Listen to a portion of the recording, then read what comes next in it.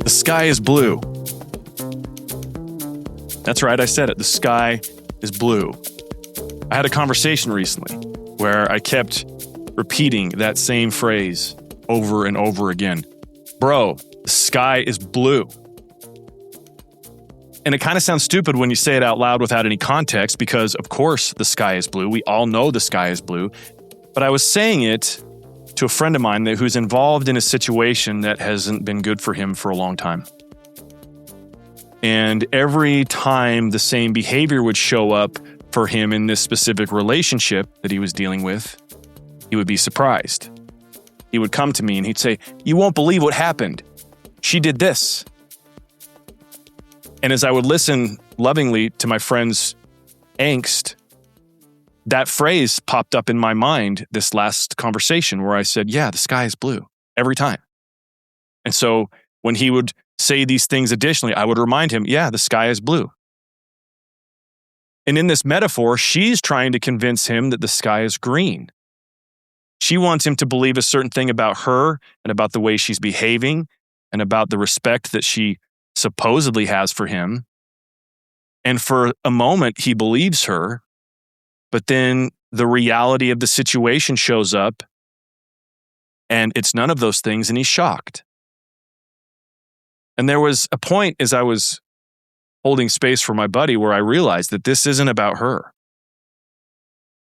This is about him arguing with evidence, with what's already been proven, with a case that is closed. Her behavior represents evidence that does not prove to him that the sky is green. It reminds him the sky is blue. But if I'm honest, when I think through this, it's not even about him. It's about all of us. Because we all have places in our life where we do the same thing, where the metaphor is real, where the sky is clearly blue. We can look up and we can see that it's blue, but we keep trying to convince ourselves that it's something else. And it's not because we're dumb. It's because we're attached. Now, here's the truth that most people don't want to say out loud. By the way, welcome back to the lab. I'm your host, Bryce Prescott. Back to what I was saying. Most people, they don't want to say out loud that what's real.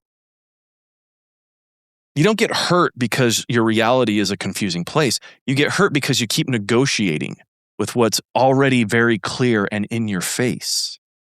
When you are unwilling to look at your world and see the things as they are, remove the lens of projection, the lens of attachment, and see it for what it is, we avoid that like the plague because it forces us into a place of actual truth and actual reality that is so uncomfortable that it requires change.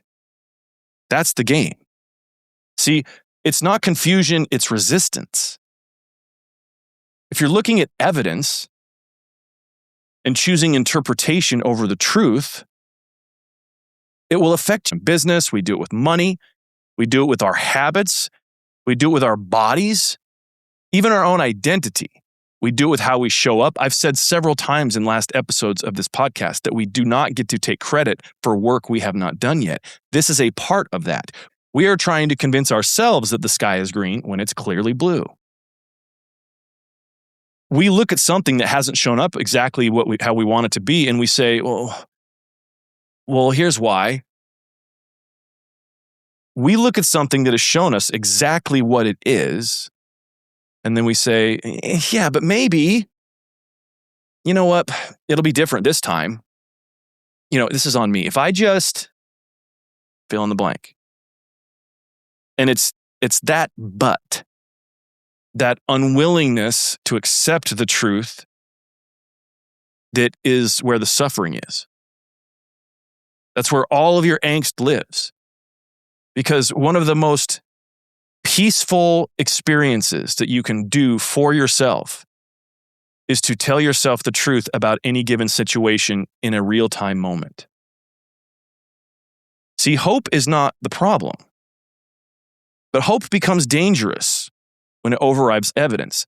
Hope is another one of those emotions.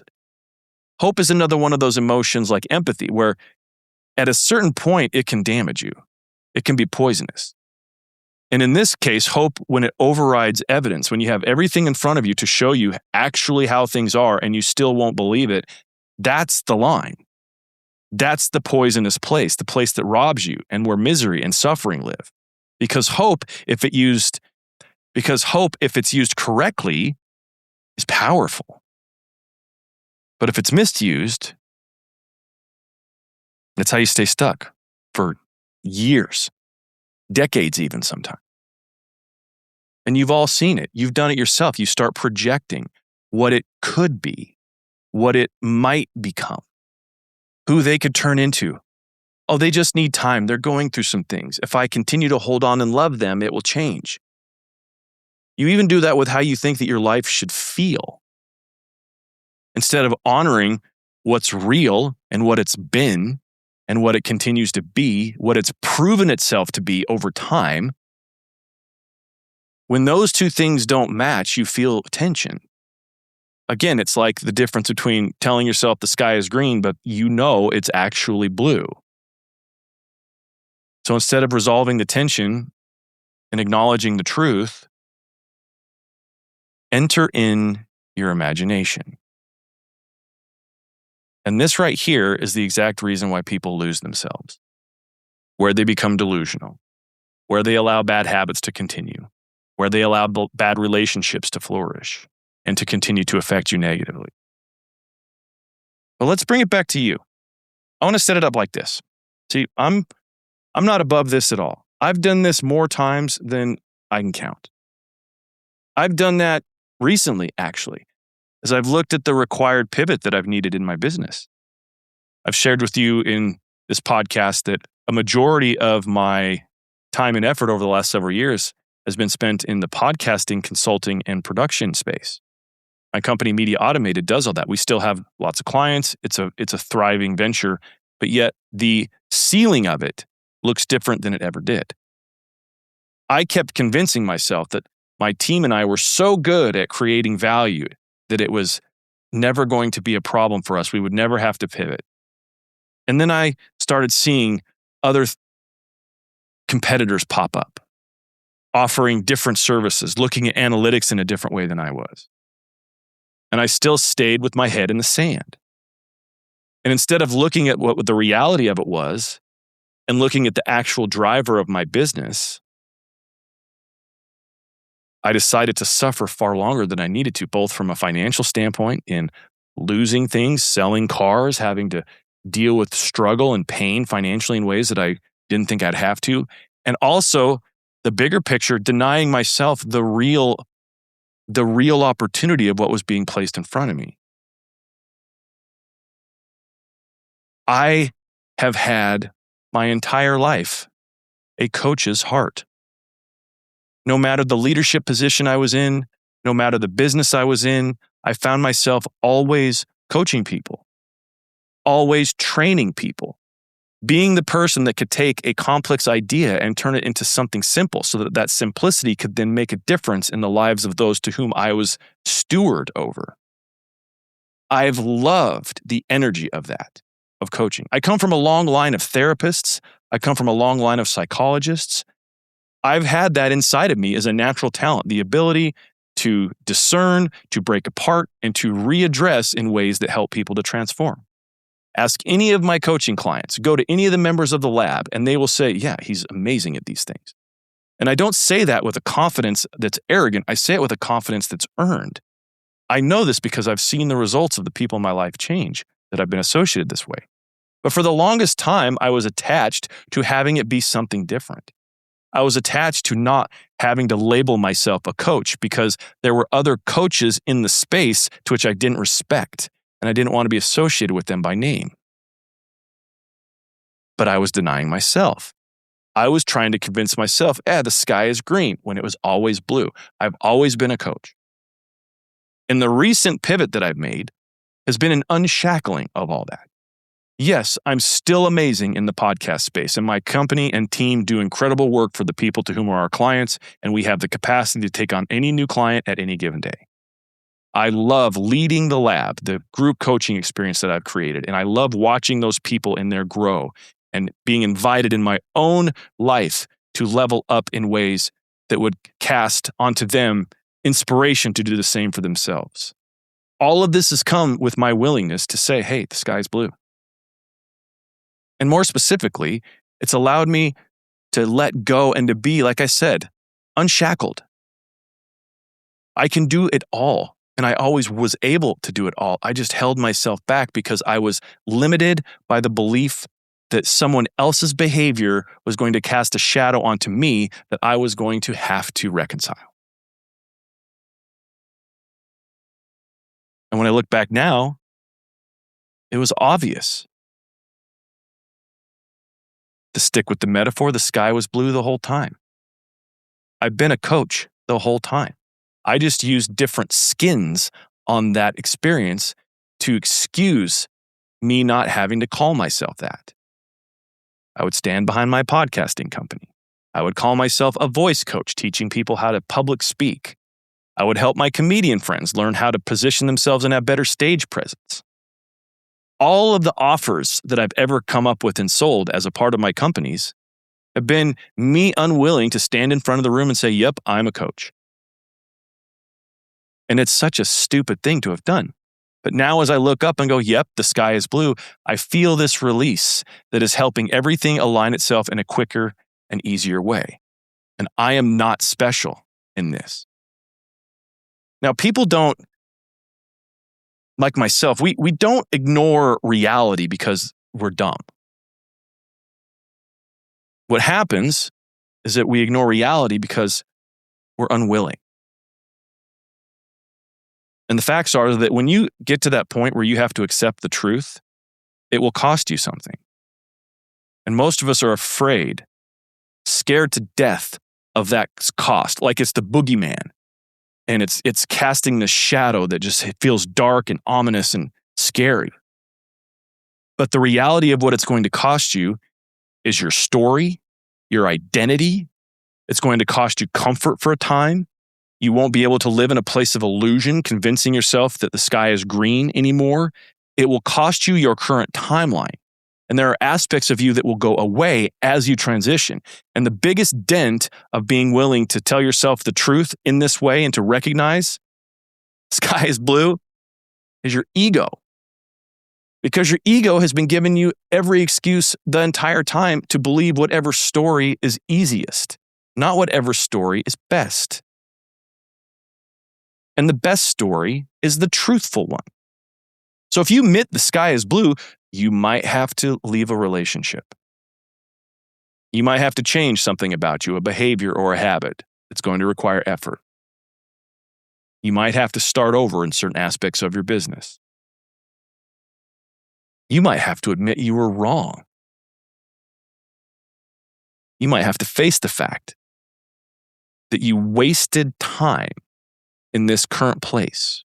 Now, we can walk through the entire argument of being in the perfect place at the perfect time. I've talked about the buffer being an invitation for you to level up so you can experience the things to which you want.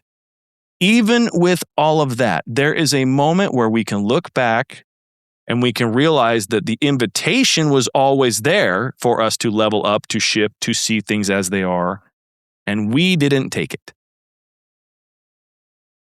And that's heavy. So instead of the heaviness, we keep negotiating with ourselves. We use conditional language like maybe and I hope and let's see, because all of that delays your decision to change, to take the diagnosis of what you're seeing in front of you and then to integrate new things so that you can actually have the transformation. It will delay your life, which means it will delay your happiness, which means it will delay your abundance and your wealth and your health and your connection to spirit. See, this is where it's bigger than just relationships. So you say you want success. Everybody that listens to this podcast, I know they fit a certain type. You want success. But if you're honest with yourself and you look at your habits, the actual things that you do every single day, they will say otherwise. And as a reminder, the sky's blue. You don't get to have a healthy, fit body if you behave that way in your health right now and in your diet and in the way that you care for yourself and your sleep and your workout routines. You're trying to convince yourself it's something different than it is. You say that you want peace in your life. Sky's blue, bro. You grab your phone first thing in the morning, you're doom scrolling all the time. You don't have any boundaries that you keep that allows you to have a sense of peace so that your bandwidth can be used appropriately. You keep trying to convince yourself that you're going to have a peaceful life while you do all of these things that do not bring peace and do the opposite, actually create chaos. Sky's blue, bro. You say you want a better life, but you avoid doing hard things. Hard things are what create a good life. This one is going to sting, but you say that you want confidence and you want to feel powerful, but you don't keep the promises that you make to yourself. You don't keep your word. You don't keep your commitments. And yet you say that you want to feel confident and successful and abundant. Everything about the way that you live your life in every domain of your life, your health and fitness, your business, your personal relationships, and your spirit, those habits will tell you exactly why you don't have the thing you're seeking. And at some point, you have to stop asking, well, what does this mean? That is the most useless question. Because it's another form of sedation. You might as well get drunk or use drugs or sex or food or whatever. But when you get into this philosophical circle of trying to figure out the meaning behind everything, you get lost. And it's just more time away from doing the actual work that lets you experience the thing. Like I said, the sky is blue. You're never going to be able to get the sky to be green, bro. It's always blue. You know, it's been an interesting thing in our culture right now. There's been a lot of hullabaloo about a specific influencer by the name of Taylor Frankie Paul. She's the star of a reality television show called The Secret Lives of Mormon Wives. She's been all over the news today, and the last week, she was supposed to have been the new Bachelorette for ABC's television show, The Bachelorette. They filmed the season months ago. It was supposed to release here soon. And 3 weeks ago, she got into a domestic violence altercation with a man to whom she shares a child. This man is a person to whom she's been in a long relationship with. And on the show, The Secret Lives of Mormon Wives, it is shown time and time again the different toxic things that they do to each other that, of course, creates reality television drama. Now, as everything has come out recently, there was a video that resurfaced from a 2023 accident where she was drunk and she threw a bunch of bar stools at this guy. One of them hit her child. You can go to tmz.com and see it. I don't need to I'm not an entertainment reporter yet, in spite of what you might find on my TikTok. But it's been an interesting thing to watch the public defend her disgusting actions. They are blaming the man. They're blaming it to be narcissistic reaction abuse. That he was so diabolically evil to make these situations be what they are that, of course, she had to respond in such a way. And there is a large faction of people that have been excusing domestic violence because it's a woman that did it and that they really dislike this man. As you watch that television show, there's time after time after time where he is painted in a light that doesn't have any actual evidence given on the show, just storyline that lets you kind of think that could be true as opposed to it being actual reality. Even in this last season, season 4, there's many, many times where this main character, Taylor, has crash outs that show that she's really emotionally unstable. She has zero regulation of her emotions. Recently, this past week, they canceled the entire season of The Bachelorette from being aired. Huge deal. Tens of millions of dollars lost for everybody involved. They've stopped filming the 5th season of The Secret Lives of Mormon Wives. And this poor girl, because she has horrible people around her, released a statement blaming everybody else for her actions. While at the same time, you can watch her on television and see within 2 seconds that she lives in an alternate reality. That the things to which she says are true are not true.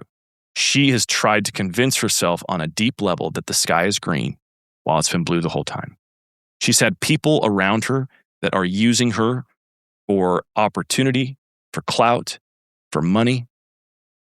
Even so much so that some have been criticizing both ABC and Hulu for using her, knowing that the Secret Lives of Mormon Wives show started with a recollection of her original domestic violence case. They gave a platform to somebody who had to accept 3 years probation to avoid jail time for beating up her boyfriend and hurting a child.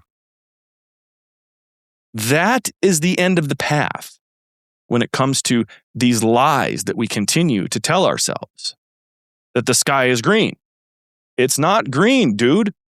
In a situation like that, she was never required to be accountable. She was never required to look herself in the face in a very real way, saying, I'm the problem. It's a very curious thing when I meet new people, especially in a coaching capacity.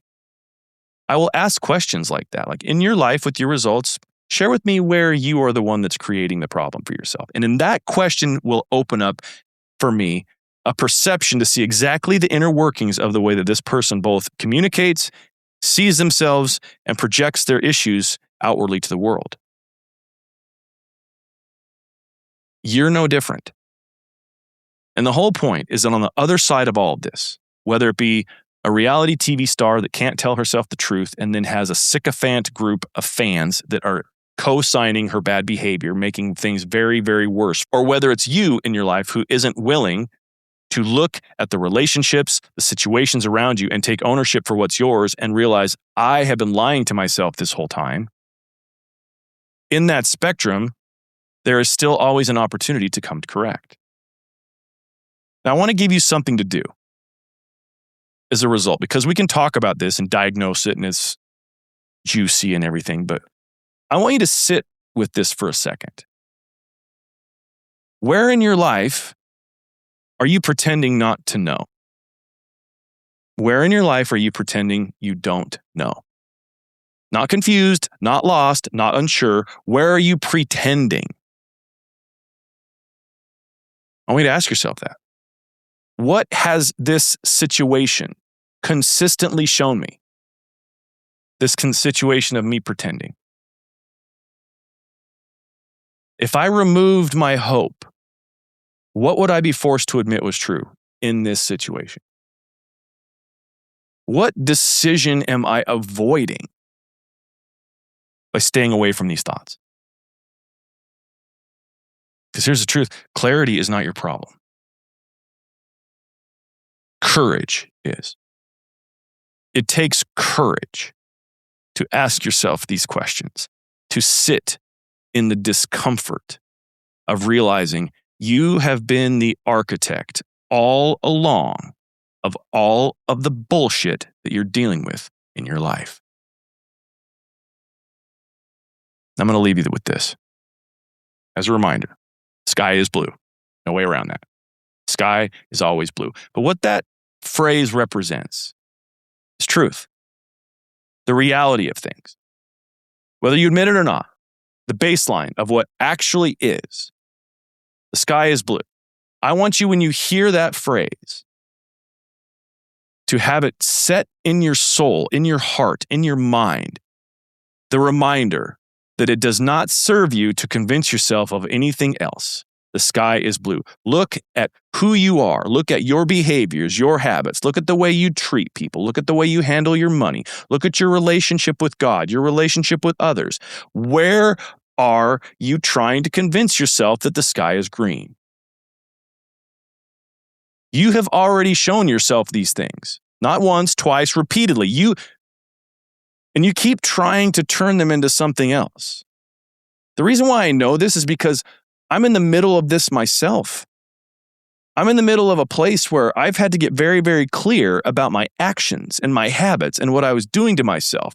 And instead of playing the victim about how hard things are for me, I wasn't looking at myself and realizing how much power I have in cleaning up my health and fitness routines, eating better, counting calories, being willing to put myself in a position to be strictly in integrity about my body.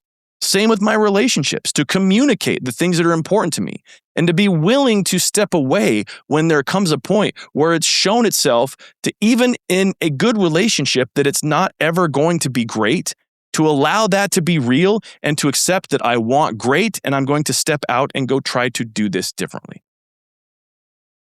Like I said earlier, it will cost you your story. It will cost you your ego. But the reward back is yourself. You get to live in a place where you get to look at you in the mirror. And that is a life of peace. Every time you ignore what's real, you create further disconnect from yourself. You lose trust in your own perception and in your own ability to create a better life. You weaken your own voice. And over time, when you go all the way down the road, you don't believe in yourself anymore.